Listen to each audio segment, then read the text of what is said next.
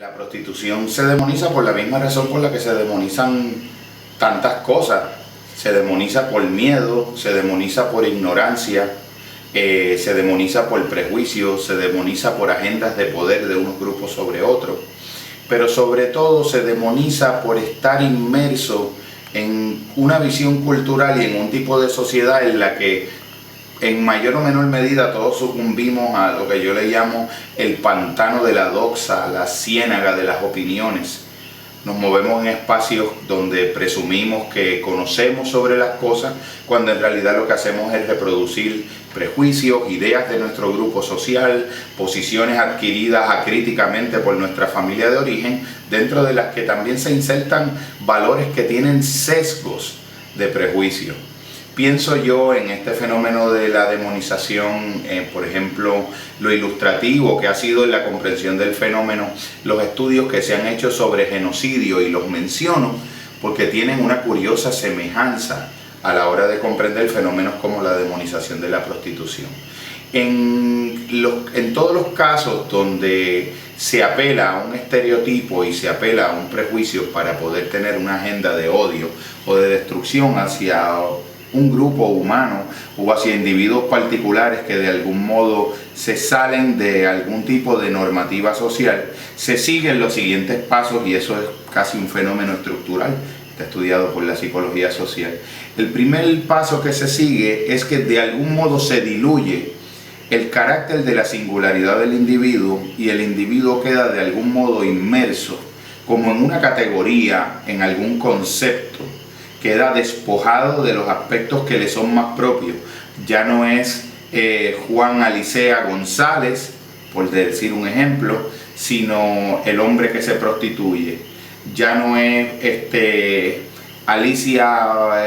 Ramírez Borges, sino la transexual Alicia. Y así básicamente ocurre con todo. Una vez se da ese primer paso, donde se diluye en una categoría general que tiene el efecto de que te despoja de tu humanidad, que donde se da verdaderamente la humanidad es la singularidad. Una vez ocurre eso, se le asignan valores arbitrariamente que distorsionan y hacen, de algún modo, crean una imagen grotesca o desfigurada de las personas que se están valorando, entre comillas,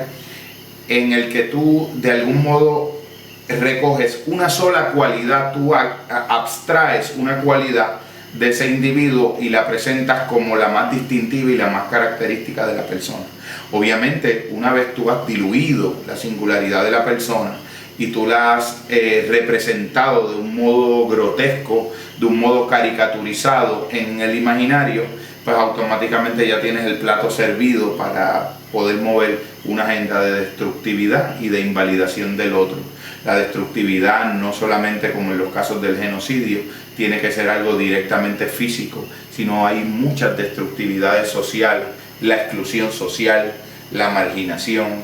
la diversidad de prejuicios, la falta de acceso a una participación plena en escenarios laborales, y lo que se siente a nivel de ser un excluido por la vía de un estereotipo. Se me ocurre pensar en un estudio que la psicóloga social Naomi Eisenberger, investigadora activa de la Universidad de Harvard, hizo sobre el fenómeno de la exclusión social, donde ponían a unos niños a jugar con unas pelotas y sistemáticamente iban retirando a uno de los niños de la participación en el proceso de juego, y iban mesurando por un sistema de resonancia magnética computadorizada funcional, en inglés las siglas del acrónimo es fMRI, y iban identificando qué partes del cerebro se activaban o correlacionaban con el proceso en que se iba intensificando la exclusión, y lograron identificar que se activaban justo los mismos mecanismos neurales responsables de la experiencia del dolor físico, de recibir un golpe, de generar una herida. Un ser excluido por un estereotipo, un ser excluido por un proceso sofisticado psicológico de demonización, es un ser que sufre a un nivel neurológico, a un nivel físico, en la materialidad de su cuerpo. como si recibiera un golpe silencioso del alma y un golpe a la integridad de su persona y de su psiquis. También algo que me gusta siempre mencionar es que la demonización comparte muchos rasgos internamente con el proceso psicológico de estereotipar o de prejuiciar a algo o a alguien, y es que de algún modo la demonización genera en el individuo que demoniza o que comparte esta visión en el imaginario social un sesgo de confirmación.